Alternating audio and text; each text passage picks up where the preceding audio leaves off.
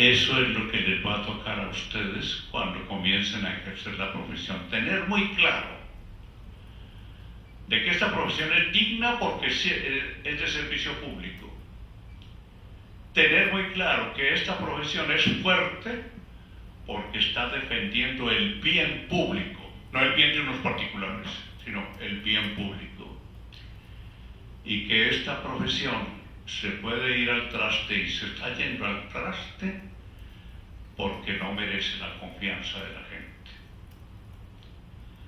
¿Qué es eso de confiar?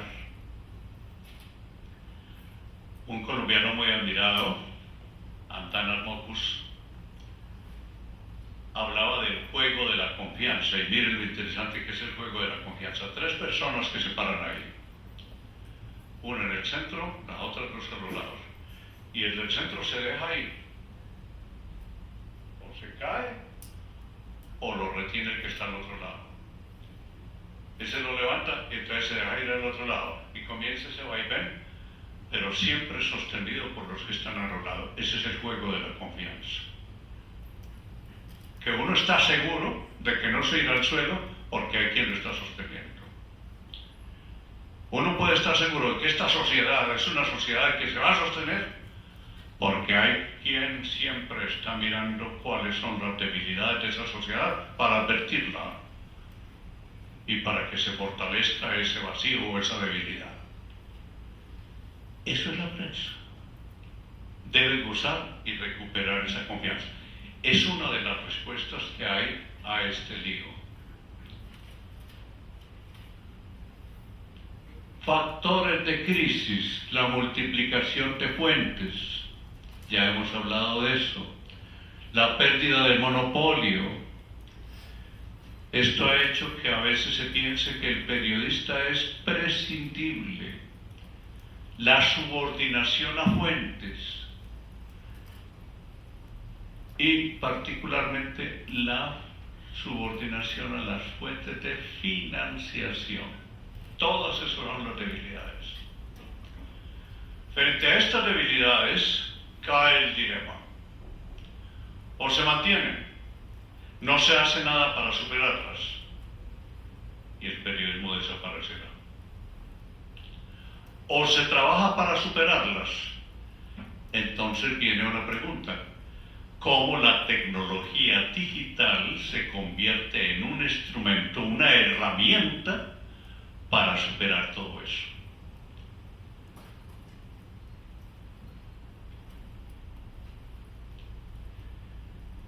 Y aquí vienen las distintas fórmulas. Antes de esta, hay una que es fundamental: cambiar la estructura económica de los medios. Es decir, con esta dependencia que actualmente tenemos de la publicidad, de los apoyos gubernamentales, de apoyos empresariales y cosas de esas, con esa estructura, el periodismo no sobrevivirá. Y ahí viene la pregunta de las más difíciles porque son preguntas que tocan el bolsillo. Si no nos sostenemos con publicidad, si no nos sostenemos con patrocinios, si las empresas no nos ayudan y la circulación baja y la publicidad baja, entonces ¿cómo nos vamos a sostener? Aquí entre nosotros todavía no nos hacemos esas preguntas. Esas preguntas se han hecho dolorosamente en Europa y en Estados Unidos para el sostenimiento de los medios periodísticos. Todo eso nos lleva a este otro capítulo de las soluciones. Entonces, si se cambia la estructura económica, también hay que cambiar los contenidos. Hay un fenómeno que uno puede seguir leyendo diariamente su periódico local o nacional. Gran parte del contenido de los periódicos obedecen al esquema noticia. ¿Y qué es la noticia? Esto pasó. reúne usted los datos. Una de las últimas preguntas que me hicieron en el consultorio ético de la Fundación ¿es necesario que en el primer párrafo se dé respuesta a la W de la pirámide invertida? Y sí, es una pregunta del pasado. Y ahora la noticia es otra cosa. Pero eso es otra cosa que se ha vuelto rutinaria. Entonces es como si se estuviera llenando un formato. Todos los días el mismo formato que tiene unos espacios vacíos. El dónde, el cómo, el quién, etc. Ponga eso, ya eso es la noticia. Entonces la pregunta es, ¿ese contenido es un contenido que sirva para que el periodismo se mantenga, sobreviva frente a la embestida informativa de Internet? Cualquier usuario de Internet sabe todo lo que está pasando, porque son múltiples las fuentes que él puede captar. Y con estos contenidos, ¿el periodismo va a subsistir? No, no subsiste con eso. Se necesita un contenido que sea distinto del que se está dando actualmente. ¿Y qué es lo distinto? Aquí tengo citas de varios autores todos muy respetables, que les van a decir a ustedes que esto no es cháchara solamente. Todos ellos coinciden en que ese nuevo periodismo que se tiene que hacer es un periodismo que vaya más allá de la información que dan los sentidos. Actualmente lo que usted encuentra en el periódico es algo que le dice lo que debe ver y oír. Le citan personas, le cuentan que el accidente fue en tal parte, que fue dramático porque el auto en que iban prácticamente se desintegró y que los cuerpos de las víctimas quedaron esparcidos en tal cosa. Siempre es vea, vea. Y que todos se quejaban y que sonaban las sirenas, oiga, oiga. Pero la información no está llegando a la inteligencia de la gente.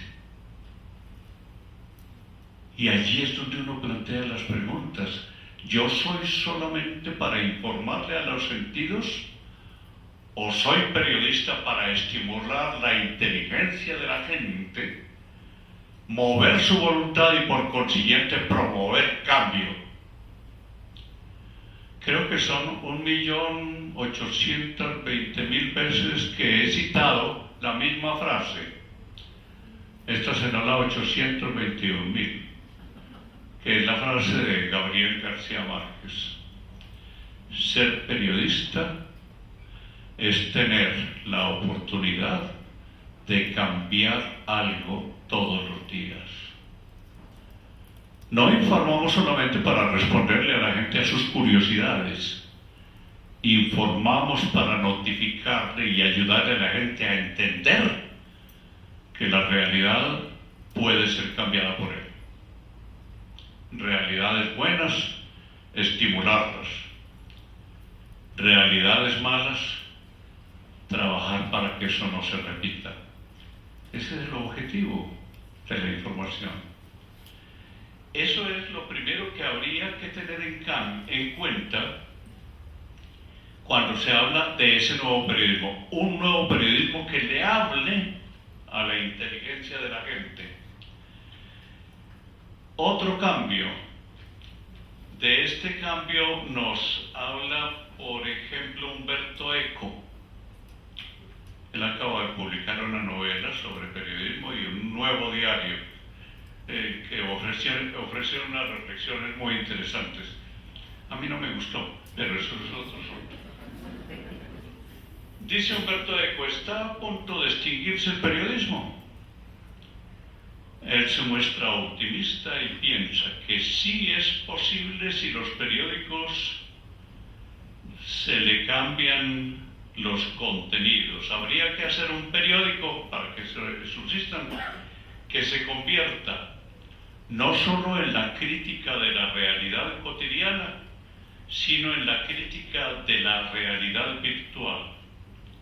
¿Este es un posible futuro para un buen periodista?, le respondió a Juan Cruz del diario El País. También le preguntaron en septiembre de 2011 lo mismo a Ignacio Ramonet, el prestigioso director del diario Le Monde Diplomatique. Está en peligro de extinción, respondió. El ecosistema está cambiando. El ecosistema anterior ha explotado, pero la historia de los medios demuestra que siempre hubo cambios importantes. Quizá el miedo con que hoy se recibe esta noticia sea un signo de la necesidad de estos cambios, porque indicaría que, apoltronados en un modo de hacer periodismo, no nos hemos dado cuenta de la necesidad de cambiar. Subrayo una palabra: apoltronados. Me parece a uno sentir ese periodista que se ha quitado los zapatos, se sienta en la poltrona y con su tabletica comienza a bajar contenidos. El producto que resulta es un producto que no respira vida, sino respira ese aire muerto de las bibliotecas. No es alguien que se ha gastado los zapatos yendo donde está la gente, yendo a los lugares donde están los acontecimientos, respirando ese aire de allí y sobre todo teniendo esa compasión intensa, esa comunicación intensa que da la compasión. Eso es lo que hace falta. Y en eso nadie nos puede reemplazar.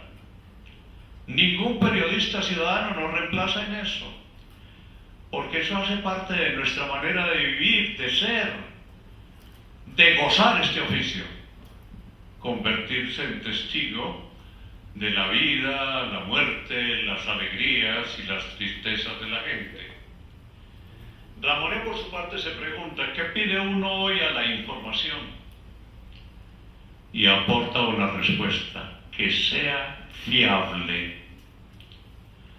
Fíjense que ha dicho que sea fiable, no ha dicho que sea verdadera, como respondería cualquiera de nuestros manuales. Resulta que para el periodista no basta decir la verdad, sino que es necesario que se la crean. Y se la creen cuando él es fiable. No basta la verdad. El mismo Ramonet, en su diálogo con el diario El País, llamó la atención sobre otros dos requerimientos del lector de hoy. Dice él: entre un informativo que te da 10 noticias rápidas, con lenguaje de prisa, y otro que da 5 noticias que te dejan la sensación de conocer las cosas bien y de entender el hecho, es obvio que hoy la gente está prefiriendo el que te da las 5, pero son noticias bien dadas. Si algo nos desasosiega y nos indigna, en los noticieros de televisión, estoy hablando de los de mi país, los de aquí no los conozco, les curro el bulto. Si algo le indigna a uno es ver que te dan como una catarata, noticia, sin el por qué, sin el para qué, sin la preocupación porque entendas que para qué es eso dentro de qué se enmarca. No te da eso, porque te están hablando únicamente a los sentidos, pero no le están hablando a tu inteligencia. Y cuando uno siente que le están hablando como un ser inteligente, se siente dignificado. Y ahí habría que hablar de una información que dignifique a la gente, porque la hace entender, no la hace solamente ver y oír, sino entender. Cuando llego a este punto, y a pesar de la evidente autoridad de las fuentes que he utilizado, me hago una pregunta que muy posiblemente esté rondando en la cabeza de ustedes. ¿Un periodismo de esta naturaleza es posible? ¿Un periodismo de estos dentro de las circunstancias en que ustedes trabajan o van a trabajar? ¿Un periodismo así es posible?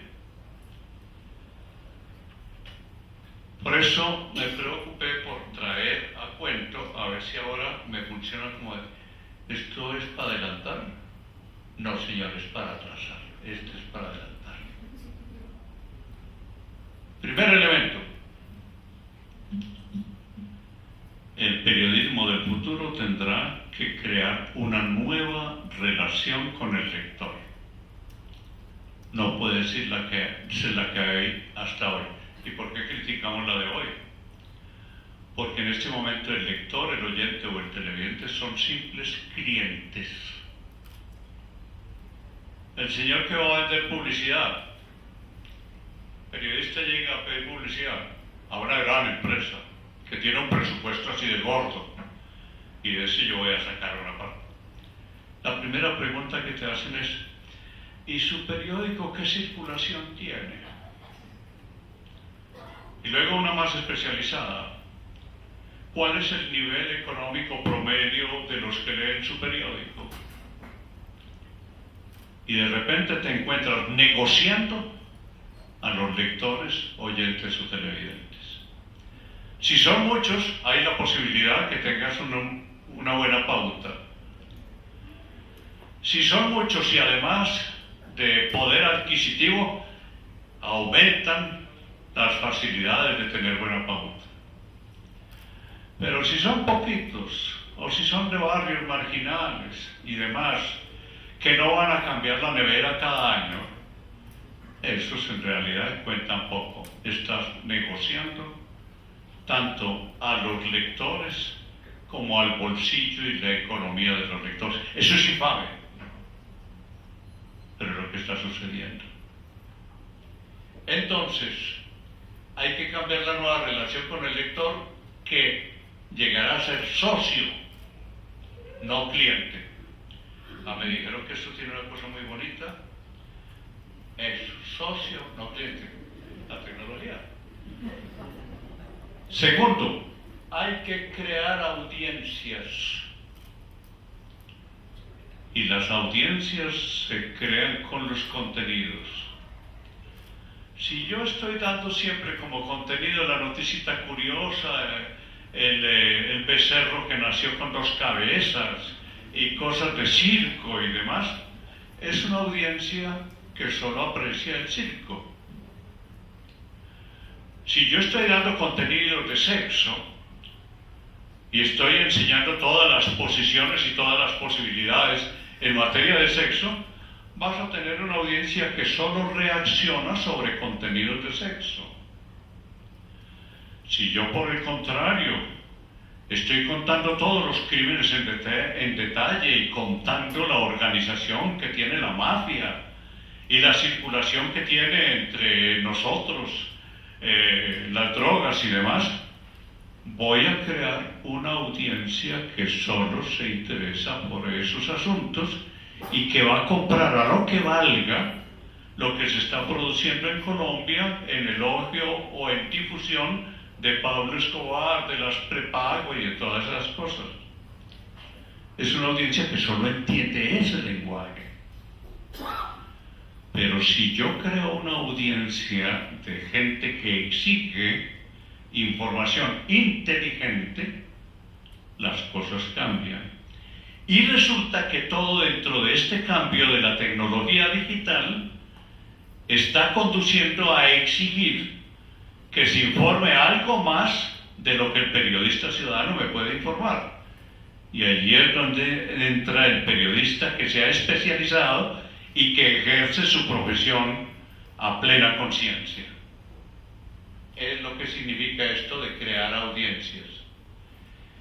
Y atender que el gusto del lector por su necesidad de información. Aquí me estoy refiriendo a algo muy interesante. Resulta que por dárselas de avivatos, los gerentes de los medios de comunicación apenas encontraron que la tecnología digital les permitía conocer los gustos de la gente, medir lo que a la gente le gusta y lo que no le gusta, esto es lo que tenemos que aplicar para que nuestros periódicos circulen. Entonces, con toda esa tecnología, comenzamos en la emisión del noticiero con unas noticias referidas a la política. El registro dio 10% de la audiencia. Después entró la información acerca de deportes. Subió a 40% la audiencia. Después llegó la noticia de sangre, la matanza que hubo en el barrio tal. Eso nos dio 30% de audiencia. Conclusión de todas esas observaciones, lo que haya dado el mayor porcentaje es la noticia a la que le vamos a dar mayor interés. Se la dieron de avivatos. Porque si usted examina, su medio de comunicación se va a convertir en una especie de cómplice de lo peor de la gente, de las peores apetencias de la gente. Piden crimen, información sobre crimen. Piden sexo, información sobre sexo. Entonces usted como periodista se ha convertido en algo así como un vendedor de empanadas informativas. El fabricante de empanadas, para que su negocio prospere, tiene que saber cuál es la empanada que le gusta al promedio de las personas. ¿Le gusta con picante grado 20 o grado 80? Y eso es lo que produce. Nosotros no producimos, no tenemos por qué producir noticias que consulten el gusto de la gente. ¿Por qué? Porque lo que estamos brindando es acceso a la realidad. Y la realidad no se deja pautar. La realidad, y eso es lo bello de nuestro oficio, estamos encontrando algo distinto todos los días. Un mundo distinto. Estamos asistiendo a esa constante creación del ser humano. Y tal vez es de lo más apasionante que uno registra cuando como periodista viejo se pregunta ¿qué es lo que más me ha llamado la atención en este ejercicio? Ver cómo el ser humano se está reinventando siempre. Eso es lo que hay que registrar. Entonces, no es cuestión de estar buscando el gusto del lector, sino su necesidad de información. No obedecemos a programas de marketing, ni mercadeo de la noticia, porque la noticia no es un producto de esos que se consumen, no es una mercancía. La noticia es algo distinto, que si la miramos bien, en la noticia encontramos la huella profunda del ser humano. Y esa huella profunda del ser humano no es la que se da en un producto comercial.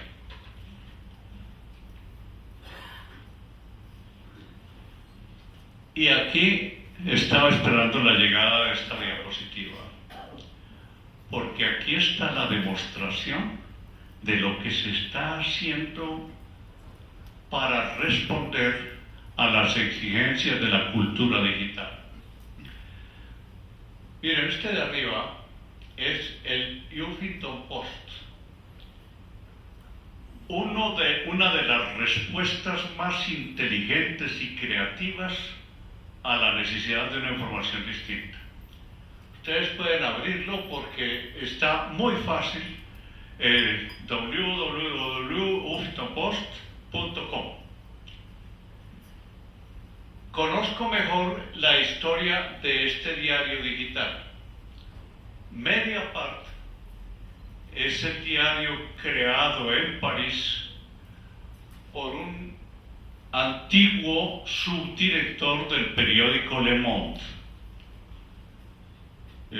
Ustedes saben que el periódico Le Monde ha sido uno de los periódicos más autorizados del mundo, de mayor influencia y sobre todo es así una verdadera escuela de periodismo, que no se limita a contar lo que pasó, sino a contar por qué pasó, para qué va, para dónde van las cosas, cuáles son los antecedentes, es decir, da la noticia completa. Pues bien, este hombre era subdirector de Le Monde, se encontró con que días antes el periódico había tenido que despedir a varios de sus periodistas. Se encuentra con esos periodistas y estos periodistas le dicen con toda sinceridad: nos quitaron el empleo, pero el problema nuestro es que queremos seguir siendo periodistas. No sé si se habrán dado cuenta los periodistas aquí de mayor recorrido, que a la larga uno llega a convencerse: yo en la vida no sé hacer otra cosa que periodista. Y les pasaba a estos. Pues bien, él dice: pues vamos a ver cómo pueden continuar ustedes seguir siendo periodistas. ¿Qué sería lo que tendría que cambiar en su periodismo para eso? Y comenzaron a manejar estas ideas que les he dado del cambio de contenidos, de la necesidad de cambiar la estructura económica, de cambiar la relación con los lectores, y después de estudiarlo llegaron a unos puntos en que ellos estaban de acuerdo: para hacer el nuevo periodismo tenemos que someternos a esto, esto y esto. Sacaron su periódico. Ese periódico se edita 3 veces al día. Ese periódico optó desde el comienzo porque no tendremos publicidad, porque se dieron cuenta de todo lo que hemos reflexionado sobre el peso que representa sobre la independencia la publicidad. Y finalmente llegaron a la conclusión: 0 publicidad, 0 patrocinios. Entonces, ¿de qué vamos a depender? Y encontraron la única dependencia que es legítima para un medio y para un periódico: depender de sus suscriptores, o sea, de sus lectores. Y así lo hicieron. Y saben, en este momento Mediapart tiene 150.000 suscriptores. Ninguno de ellos quiere perderse ninguna de las emisiones que ellos están produciendo diariamente.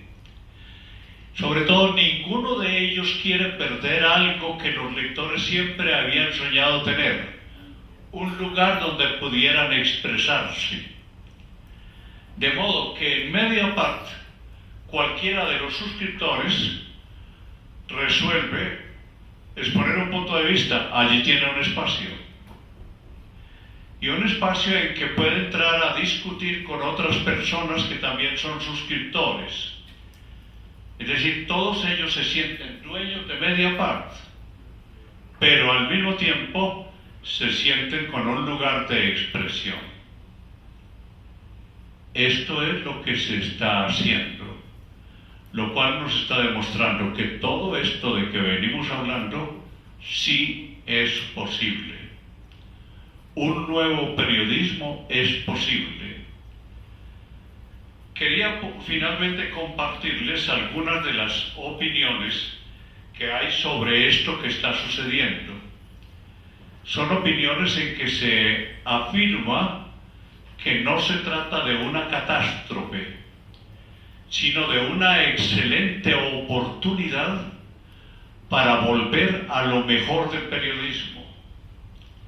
A lo largo de la historia del periodismo se nos han connaturalizado formas degradantes del periodismo. Es decir, lo prueba uno cuando le sale: el periódico suyo sobrevivirá si deja de tener publicidad. ¿Cómo? Y se le salen los ojos. Y si no era una publicidad, ¿qué? Acostumbrados a la dependencia. Tal vez les puede pasar lo mismo que a los esclavos de mi país cuando hubo